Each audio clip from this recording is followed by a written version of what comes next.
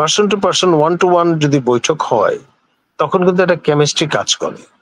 এখন একে অপরকে অ্যাসেস করার সুযোগ পাওয়া যায়।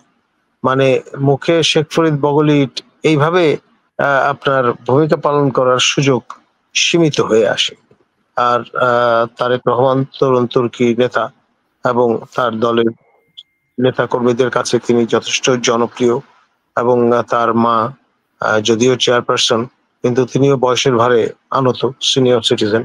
তো সেই কারণে আপনার প্রফেসর ইউনূস আপনার ভাবছেন যে যে ওয়ান টু ওয়ান যদি একটা বৈঠক করে একটা বুঝ দিতে পারেন, is a very good marketing man. তিনি কনফিডেন্ট যে তিনি একটা বুঝ দিয়ে ফেলতে পারবেন, তাহলে পোয়া বারো সেই জুন পর্যন্ত ট্রেনে নিতে পারবেন তিনি।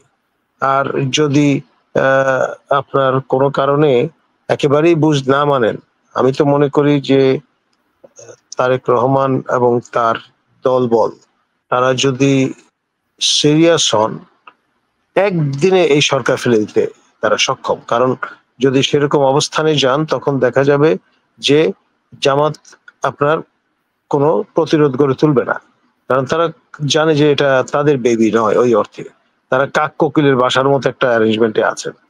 আর আপনার আওয়ামী লীগের যারা এখন শীতনিদ্রায় আছেন, তারাও আমার ধারণা they will take it up as a golden opportunity.